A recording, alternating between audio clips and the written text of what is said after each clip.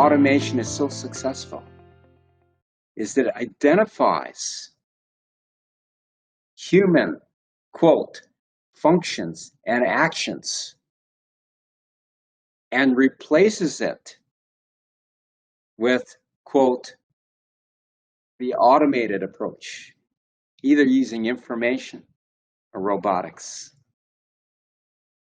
This is why automation today has become so valuable and so popular. Because when something is automated, no one has to think about it. We don't have any disagreements on how it's done. Everyone just uses the automation. And this has been, quote, affecting our society now for quite a while. And during the pandemic, it's becoming even more successful and important. Because when things are automated, it allows an operator and an expert to have even more value and do even more than they could without the automation. It minimizes the need to think, thus removing one of the biggest sources of risk that we have. You can see it. It's being implemented wherever you look. If you travel, if you eat out, any type of service is now being automated.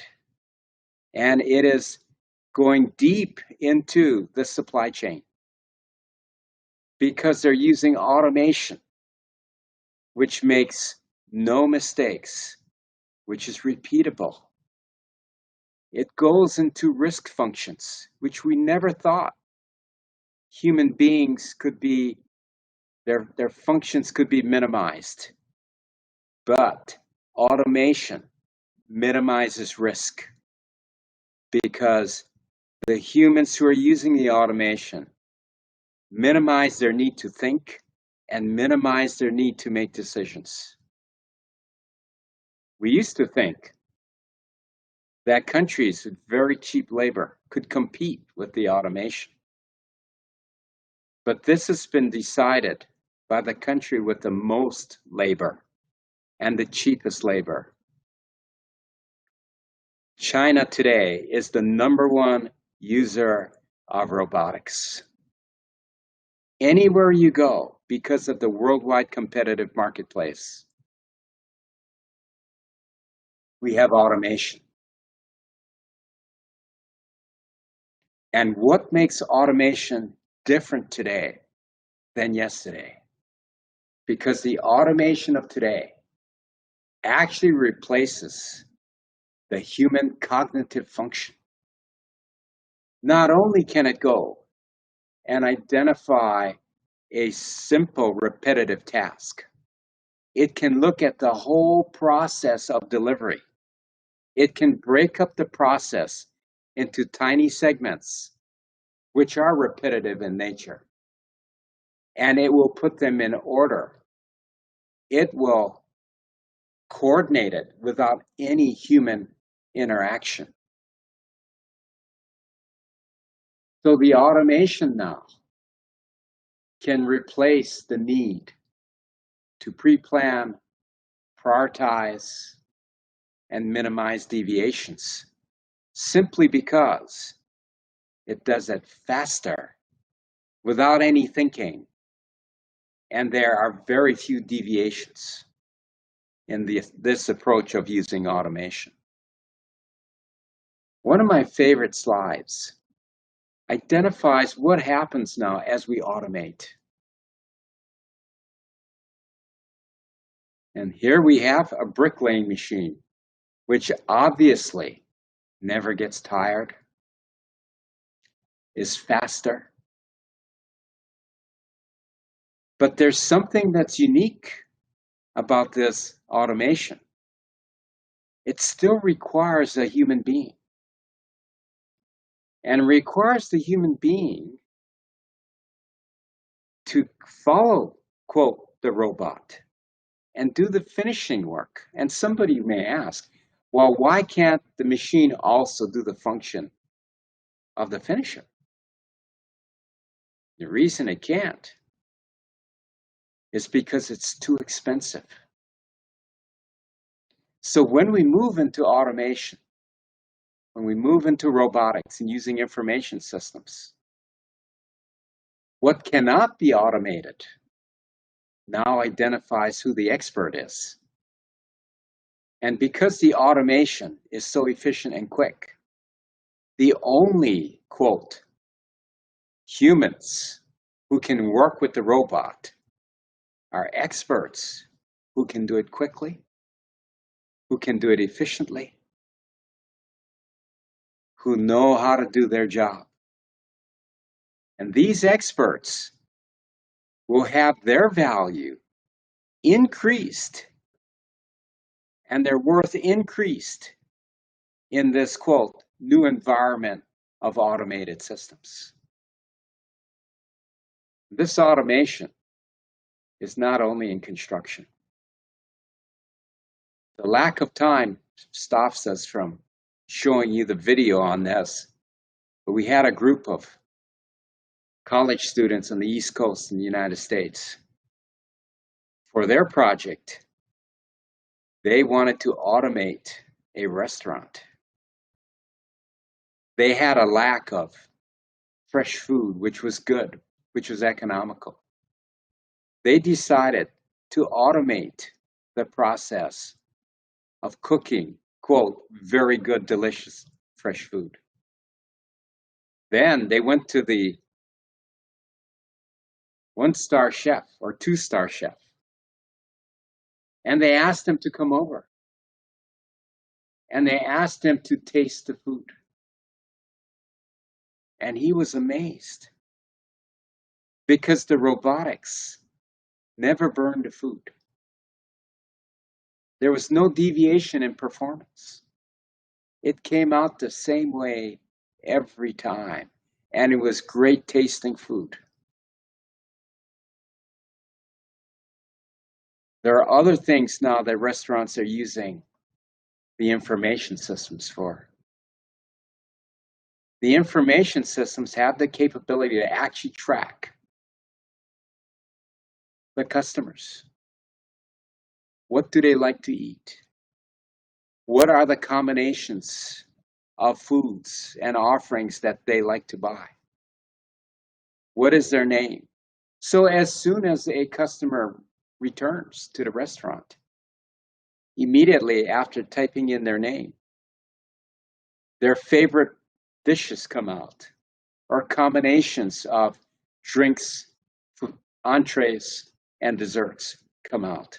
And they get to pick quickly, without much thinking, exactly what they want. This is the use of information systems. The capability far exceeds that of a human being. Now, how long has this idea been around? Well, the Dutch are real innovators. So quite a while ago, the Dutch said, why can't we take an expert and see what their experience is worth? And they picked the area of procurement because they had a lot of data. And they said, the only way we can determine what experience is worth, let's go ahead and compare, quote, a 20-year experienced procurement person and compare them with a computer. And let's use a very simple program. Let's not use all the information we have in our database. And let's create these tests. And let's see how, quote, the expert with 20 years experience fares against the computer model. Of course, they already knew the end results and what was the optimal action in each case. But they wanted one more metric, one more type of person to compare it to. And what they decided to do is take, quote, a freshman student in college who knew nothing about procurement. So they're comparing 3 different entities. They're comparing the 20-year experienced professional, somebody who has no knowledge whatsoever, and the computer, who's just using simple algorithms to identify what they're going to do when they buy.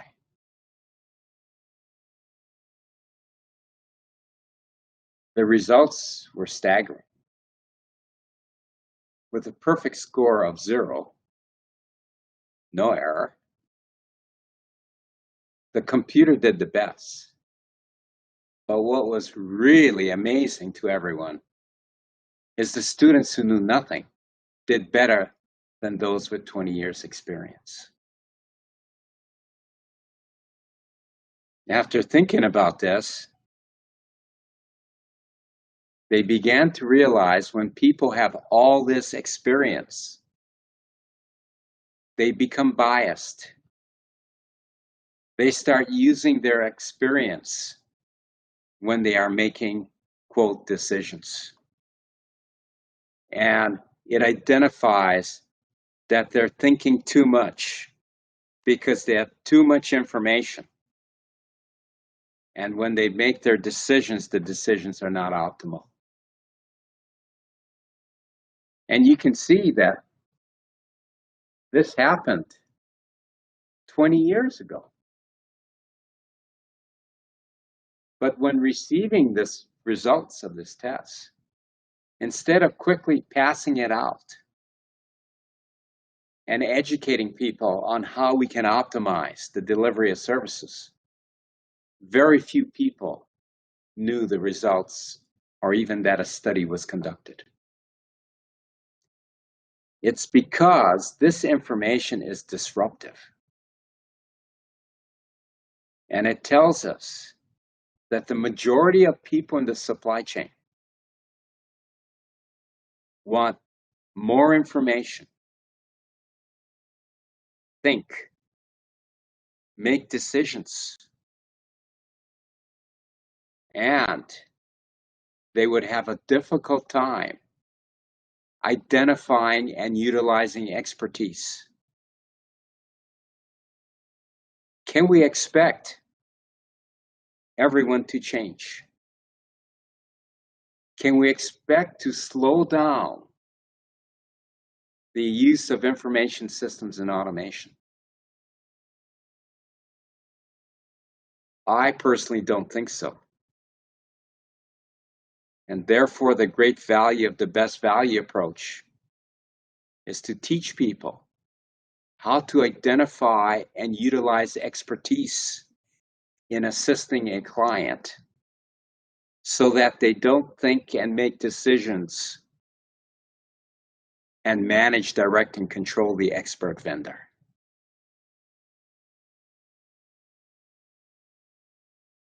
Interestingly, the things that a traditional, quote, professional would do in procurement and project management is what we're trying to minimize. And we're trying to maximize the return of automation. And contrary to what people think, automation tells us to make it simple. It tells us to replace the thinking and decision-making and all the information with the identification and utilization of expertise. This is not an easy task because it's a disruptive function, which means the majority in our society are not the most comfortable with this change. If you enjoyed this video, make sure to hit the thumbs up button and subscribe to our channel for more content. If you have any questions about the best value approach or for Dr. Dean, leave them in the comment section below and we'll get to them in a later video. Thanks, and we'll see you next time.